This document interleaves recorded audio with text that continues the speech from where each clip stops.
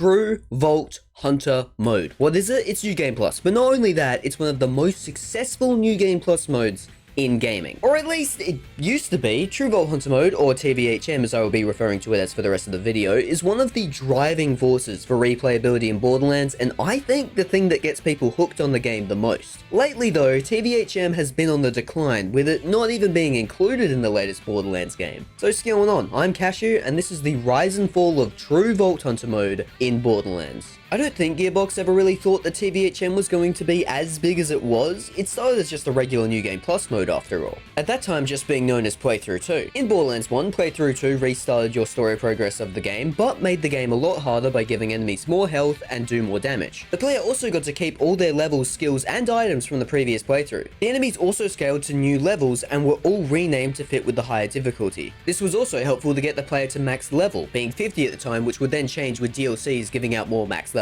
What was also great about this was the player's average loot quality scales with your level. So the further you go through Playthrough 2, the more likely you are to score a legendary, showing you a whole other side of the game. What I mean by that is, in Playthrough 1, while yes, you are getting and using a lot of different guns, the legendaries and uniques are a lot harder to come by. With the addition of a second playthrough, it's like you were experiencing the game in an entirely different way now that you got to discover more legendaries and their unique mechanics. This was the birth of Borderlands being known for its replayability. And that's really the start of what made Playthrough 2 more unique than your average New Game Plus. If Gearbox could get someone to play their game for a second or even third time, they would be hooked. That being said though, this capitalization on replayability wouldn't be fully realized until the sequel, Borderlands 2. Like Borderlands 1 before it, Playthrough 2, now being renamed to True Vault Hunter mode, serves as a New Game Plus first and foremost. It keeps the changes to the enemy names and levels while also adding in some new harder to kill enemy types. Unlike the previous game though, you won't be seeing many legendary drops. While your average loot quality does still rise with your level, legendaries are still kept incredibly rare, which in my opinion makes them feel more special. This is done because of Borderlands 2's approach to legendaries.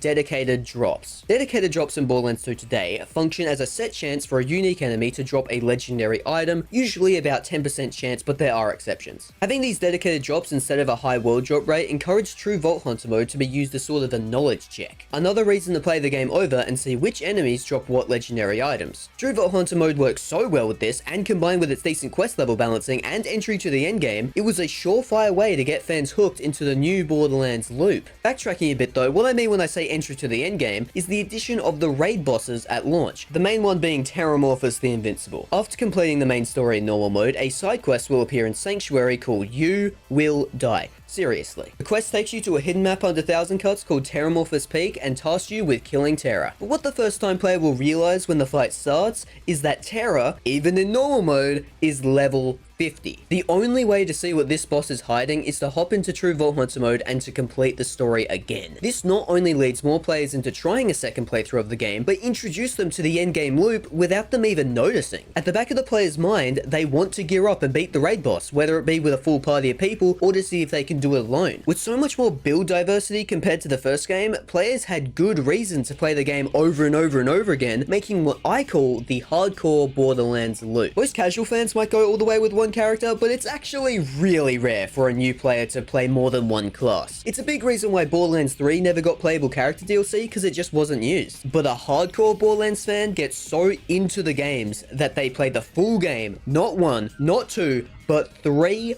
full times on most characters. The third playthrough I speak of was included in one of the DLCs, the Ultimate Vault Hunter Upgrade Pack, which gave the player 11 more levels, bringing the cap to 61, and eventually got a sequel pack that did it again, bringing the cap to 72. Then there was another DLC that brought the cap to 80, but that's not really relevant to this video. The main thing the first pack showed was the addition of Ultimate Vault Hunter mode, a third playthrough which was a TVHM for TVHM. The loot got better, the enemies got harder, way harder, and every single non-unique enemy had their name changed once again. New to this playthrough though was enemies now regening their health and having way higher resistances. All enemies also scaled to the highest leveled character in the lobby, which meant that some players were punished extremely hard for not being on the same level as their friend if playing in co-op. All this caused UVHM early on to be labeled as too hard for most, but after some small balancing changes and more importantly, time, UVHM was accepted as a good challenge. Mostly. One of the more controversial things about UVHM was how slag was implemented. Because of the higher resistances enemies now had to damage, slag was basically required in most builds. It's kind of funny, because one of the better things TVHM does in Borderlands 2 is have the area always scale to your level. While this does cause the aforementioned problem in co-op, single player was improved a lot by letting the players just go through the story a lot faster and only having them stop to farm when they wanted to, rather than when the story did. The UVHM upgrade packs both included new weapons that could only be gotten in UVHM, being Pearlescence, first seen in Borderlands 1. Sadly, these guns were pretty bad, with only a few standouts like the Butcher, Becker, and Carnage. The second upgrade pack also included Digi-Peak and the OP levels, but I'm not really going to get into that here since this isn't a history of endgame video, and plus I already made that video. Oh hey, look at the corner. Thankfully though, this wasn't the only loot gained from UVHM. Tubby enemies, an extremely rare form of certain other enemy types, now could drop 3 legendary class mods for each character, being 18 new comms in total. These alone almost make up for playing the game a third time because of how much more build diversity they offer. In a lot of ways in Borderlands, the class mod makes the build, so having these extra really strong comms makes playing the game that much more fresh. And all this feeds back into what I was talking about earlier with the hardcore Borderlands loop. Somehow a third playthrough of the game in a row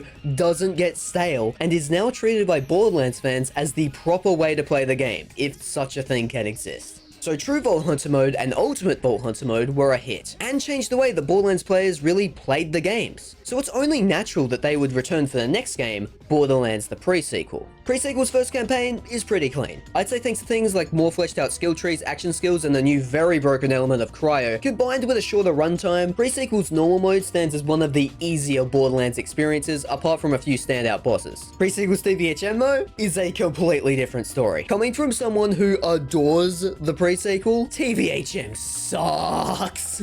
Mainly due to its level scaling, TVHM follows the same outline as Borderlands 2's leveling, meaning that normal mode stretches from level 1 to 30, TVHM goes from 30 to 50, and UVHM goes from 50 to the level cap. This was not an issue in Borderlands 2, but due to the Pre-Sequel having a much shorter runtime and less main missions, TVHM's levels are stretched incredibly thin, especially near the end. The jumps of required level between each of the story missions make it almost impossible to get into a flow when playing the game. You're forced to stop and start constantly, and the side quests don't give enough XP to compensate like they did in normal mode. This makes the best way of leveling up killing the previous story mission's boss over and over again. But this has its own problems. First, not every mission has a boss. Second, Felicity, one of the bosses, for whatever reason doesn't give you XP on kill. And third, even when killing a boss that gives really good XP, like Red Belly for example, not only will it still take quite a long time to get on level, but all the loot that you received from that farm will be under leveled for the next story mission, making it still kind of a struggle even when you're on level. You might be curious to how this isn't also a problem in the Pre-Sequel's normal mode, since it has more levels to get through than TVHM does. The answer is simple. In normal mode, you just level up way faster. In the tutorial alone, you get to about level 4, and you're probably already pushing 8 or 9 by the time you get to the hub world. Not to mention that the boss farming in normal mode yields a way larger percentage of XP, making it super easy to power level. But back to TVHM itself, it wasn't all bad. Even though the game only had one raid boss, which was just a hard version of the final campaign boss, and not really promoting that much replayability or endgame potential, the team at 2K Australia came up with other ways to incorporate the now expected replayability. As you probably know, in the base game, the story is framed around Athena telling the Crimson Raiders the story of when she worked for Handsome Jack. But in TVHM, Athena is forced to tell the story again, but this time to Tiny Tina and Brick, who have got a lot of new dialogue throughout the game, making a second playthrough that much more worth it. Another great addition was playable characters now talking directly to the NPCs. They all have unique dialogue, and it might just be enough to get someone into playing another character. But sadly, despite these great additions, there's no other way to say it. TVHM was a grind, and it was not fun. But just like in Borderlands 2, an Ultimate Vault Hunter pack was released, and with it, the semi-successful new playthrough of UVHM returned. UVHM, in my opinion, is how Pre-Sequel should be played. The increased difficulty lands in a perfect spot where the enemies are tough but fair. The more broken builds feel a lot more balanced, as well as Cryo not feeling as busted as it did. I mean, don't get me wrong, it's still busted, especially with how good TDO chocks are in the game, but at least the crazy damage feels a lot more earned in UVHM. Going through the story again still has the Tiny Tina and Brick dialogue. Always wish we'd get another duo, but I get why we didn't. Like in Borderlands 2, every enemy now scales to your level, which means that you can do every story mission back to back and do exactly what you want to do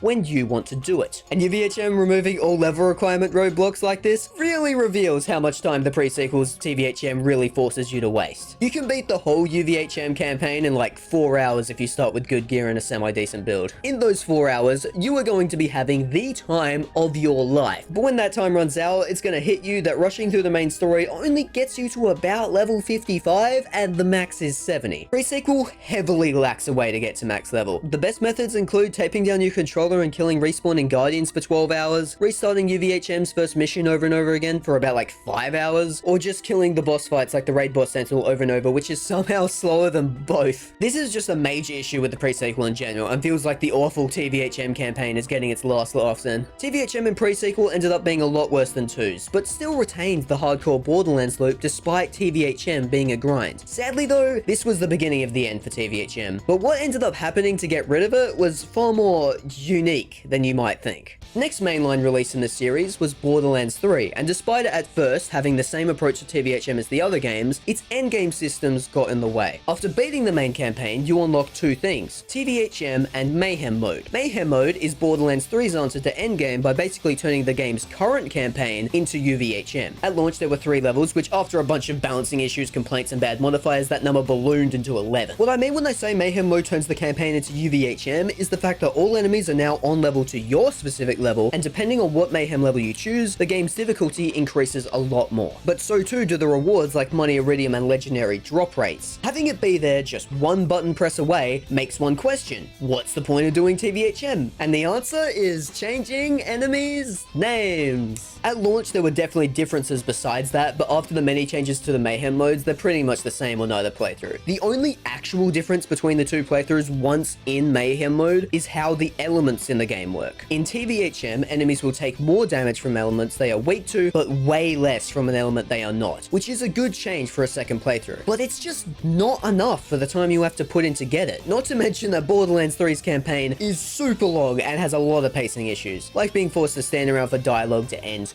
constantly. Also, legendary drop rates in Borderlands 3 are already extremely high as well, even without Mayhem mode or TVHM to boost it. It means that you no longer need a second playthrough to experience new better weapons, which can be seen as a plus to some people, but you can't argue it does hurt the replayability. But when the game itself just gives you a button to opt out and skip to the end game, people are gonna take it, especially when the first DLC brought with it an incredibly good way to power level your character in the form of the scrap traps. TVHM was largely untouched because of this, which meant that there was no reason to make people buy an Ultimate Vault Hunter pack that they would never use, making Borderlands 3 where Ultimate Vault Hunter mode died, and that leads into where TVHM is today. It's gone. In the newest Borderlands-like experience, Wonderlands, TVHM was not included at all. But the campaigns get longer and the devs want to make the endgame more accessible to get players hooked, a second playthrough no longer holds the weight it did back in Borderlands 2. TVHM was instead traded for more unique mechanics exclusive to Wonderlands, like using 2 classes at once and only having the level cap be at 40 to compensate. With a level cap so low, there's no obvious reason to play through the game again. Though some people have complained about this, wanting to at least be able to reset the playthrough like you could with UVHM, but the common argument in its place is that you might as well just pick a new class and experience the things you couldn't in your first playthrough. Which evidently isn't too much, as Wonderlands semi-retains Borderlands 3's very high drop rates, but only if you collect a lot of hidden dice blocks throughout the game's map. Every block you hit, the more loot luck you will gain, and it transfers through all characters. So while you get one character to endgame in a more normal experience, with still quite a few legendaries though, the system isn't perfect, your second playthrough will be a much more Borderlands 3 coded experience.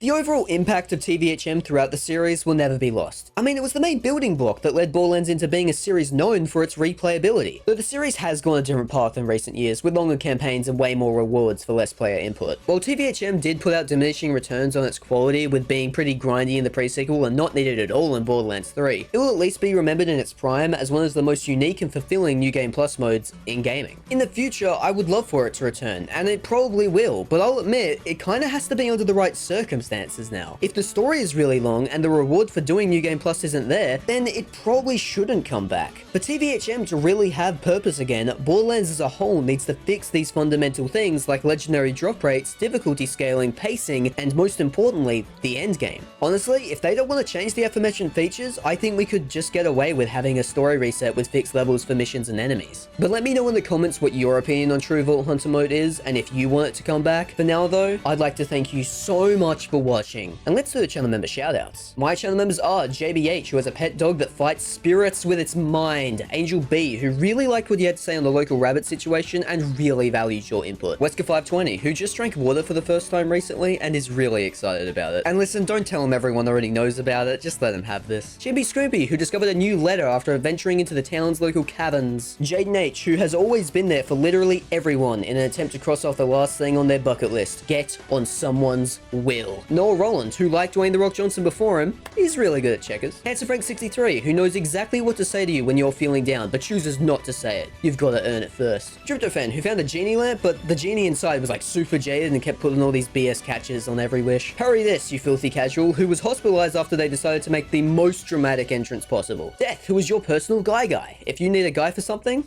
Death's your guy. Nevertheless Raven, who thinks they can speak every language, but actually their facial expressions are just so expressive that everyone in the world knows exactly what they're trying to say. Koi Gadaver, who, yes, is the guy who walks into the bowling alley screen to congratulate you on your strike. And Tree of Aspen, who is so great and cool and awesome and nice and cool and hot and cool and sick and courageous and great and cool and funny and amazing and cool. But thank you all so much for the extra support. I know that the videos have slowed down recently, so it really means a lot that you would keep giving me money like this. If you also want to get a shout out like the people on screen now, you can by just hitting the join button below the video. But thank you so much for watching. I'll see you next time.